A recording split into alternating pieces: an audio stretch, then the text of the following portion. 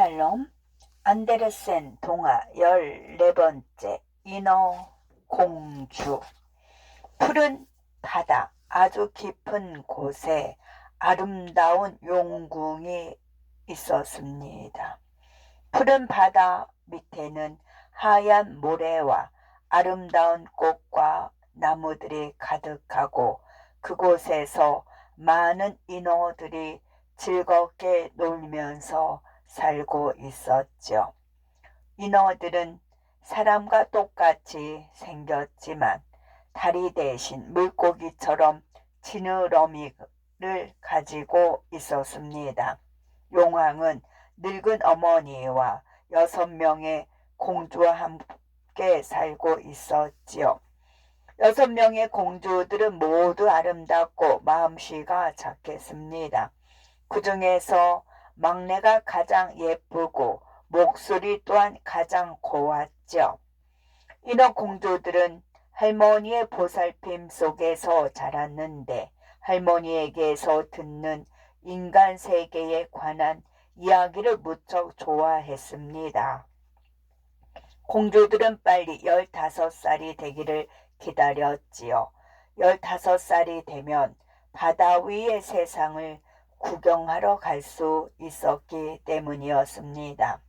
시간이 지나면서 바다 위로 갔다 온 언니들이 한 명씩 본 곳에 대해 말해 주었지요. 도시의 밤하늘은 참으로 아름답단다. 까만 하늘에 색색의 불빛이 별처럼 반짝거려. 해가 질 때 수평선은 어떻고 하늘과 바다가 온통 붉은 빛이지. 새빨간 태양이 바닷속으로 천천히 가라앉는 모습은 정말 환상적이야. 막내 공주는 언니들이 하는 말들을 눈을 감고 상상했습니다. 어느덧 시간이 흘러 막내 인어 공주도 15살이 되는 생일을 맞이하였지요. 할머니는 언니들에게 해준 것과 똑같이 막내 공주의 머리에 백합과 진주로 만든 화관을 씌워 주었습니다. 또 꼬리에 진주 조개도 달아 주었지요. 다녀올게요.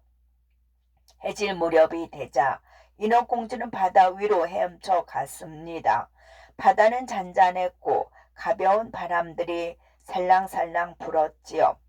인어공주가 물 위로 고개를 내밀었을 때 수평선 너머로 노을이 지고 있었습니다. 그리고 바다 위에 아주 큰 배가 3척이나 떠 있었죠. 정말 아름다운 불빛이야. 인어공주는 배에서 반짝이는 불빛에 감탄을 했습니다. 그리고 그 배에서 나는 음악 소리에 귀를 기울이며 돛이 펼쳐진 배 가까이로 다가갔지요. 하얀 제복을 입은 선원들이 간판 위에서 춤을 추며 노래를 하고 있었습니다. 공주는 그 가운데 아주 늠름하고 잘생긴 왕자를 보게 되었죠.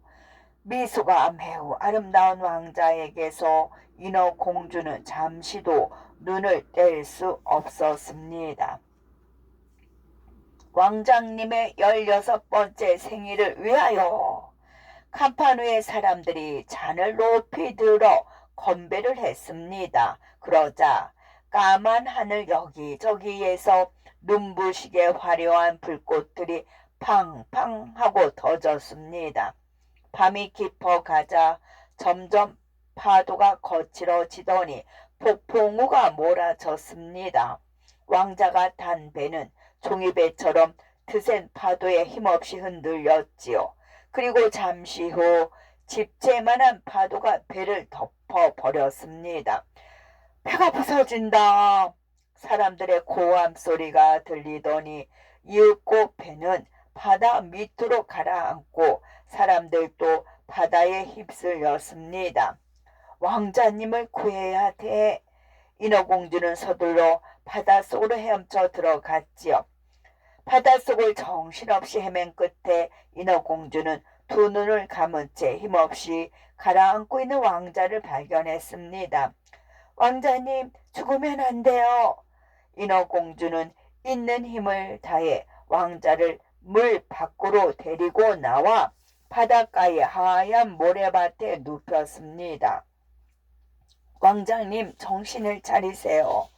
바로 그때 교회의 종소리가 울리더니 교회에서 나오는 소녀의 목소리가 들려왔습니다. 인어 공주는 서둘러 바닷속으로 들어가 큰 바위 뒤에 숨었죠. 교회에서 나온 소녀들 중 가장 아름다운 소녀가 왕자를 발견하고는 급히 달려왔습니다. 왕자는 곧 정신을 차리고 그 소녀에게 미소를 지었죠. 인어공주는 당장 왕자에게 달려가 왕자를 살린 것이 자신이라고 말하고 싶었습니다. 하지만 인어인 모습으로 사람들 앞에 나설 수가 없었죠.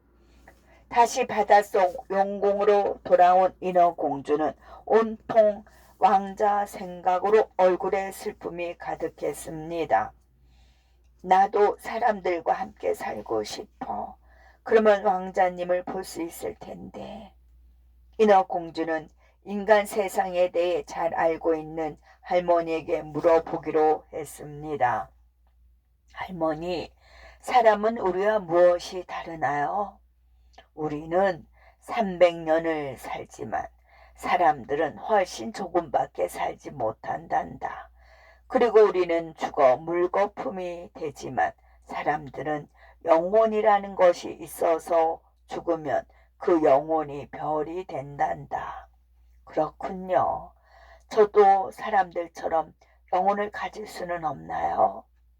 인어공주의 말에 할머니는 한숨을 쉬더니 다시 말했습니다. 어느 한 사람에게 사랑의 약속을 받으면 그 사람의 영혼을 나눠 가질 수는 있단다. 하지만 인어가 2다리를 가지기 전까진 절대로 있을 수 없는 일이야. 인어 공주의 깊고 푸른 2눈에 슬픔이 더욱 깊게 자리 잡아 갔습니다. 그날 용궁에서는 무도회가 열렸지요. 색색이 물고기들은 춤을 추고 인어 공주들은 아름다운 목소리로 노래를 불렀습니다. 그중 막내 인어 공주가 노래를 부르면 그 고운 목소리에 모두들 아주 행복해 하였지요. 하지만 인어 공주는 전혀 행복하지 않았습니다. 마녀는 못하는 일이 없으니까 내 소원을 들어줄지도 몰라. 인어공주는 살며시 용궁을 빠져나와 거센 소용돌이를 헤치고 마녀를 찾아갔습니다. 마녀가 사는 으시시한 동굴에 들어서자 끈적끈적한 풀들이 인어공주에게 달려들었고 뱀 같은 나무 가지들이 손을 뻗어 왔습니다. 콧머리가 수십 개 달린 뱀을 몸에 감고 있는 마녀가 소름 끼치게 웃으며 나타났습니다. 하하하하, 나는 네가 왜 날 찾아왔는지 알고 있지. 하지만 잘 생각해서 결정해. 사람이 되고 나면 다시는 인어로 돌아갈 수 없어. 그리고 왕자에게 진정한 사랑을 받지 못하면 넌 물거품이 되고 말 거야. 인어공주는 다시는 가족을 만나지 못할 것에 가슴이 몹시 아팠지만 그래도 왕자 곁에 있고 싶었습니다. 그래도 사람이 되고 싶어요. 한 가지 더 일러줄 게 있어. 그 꼬리 대신 다리가 생기면 걸을 때마다 날카로운 유리 조각을 밟는 것처럼 아플 거야. 그래도 참을 수 있겠어? 네, 참겠어요. 마녀는 주머니에서 물약을 꺼내며 말했습니다. 하지만 공짜로는 안 되지. 너의 아름다운 목소리를 가져야겠어. 인어공주는 깜짝 놀랐습니다. 그건 안 돼요. 왕자님께 말을 할 수가 없잖아요. 네 사랑스런 눈빛과 아름다운 걸음걸이로도 충분할 거야. 인어공주는 도저히 왕자가 없으면 살 수가 없을 것 같았습니다. 결국 목소리를 주고 약을 받아 왕자가 사는 궁전 근처에서 마법의 약을 마셨지요. 인어공주는 엄청난 고통을 참지 못하고 그만 정신을 잃고 말았습니다. 다음 날 인어공주가 정신을 차렸을 땐 왕자가 인어공주를 내려다보고 있는 것이었습니다. 하지만 인어공주는 여전히 온몸이 고통스럽게 아팠습니다. 당신은 어디에서 온 누구죠?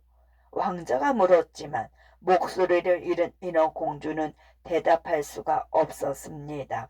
하지만 꼬리 대신 생긴 긴 다리를 보고 무척 기뻤죠.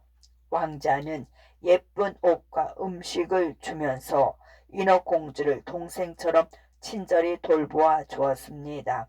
인어공주는 걸을 때마다 발바닥을 칼로 베는 것처럼 아팠지만 걸음걸이는 그 누구도 흉내내지 못할 만큼 우아했습니다. 왕자님은 저를 사랑하지 않나요? 저는 왕자님 때문에 목소리를 버리고 이 고통을 참으며 사람이 되었어요. 인어공주가 간절한 눈빛으로 왕자를 볼 때마다 왕자는 이렇게 말했습니다. 난 나를 구해준 그 아가씨와 결혼하고 싶어. 그런데 넌 그 아가씨와 많이 닮았어. 그 아가씨를 찾지 못하면 너랑 결혼할게.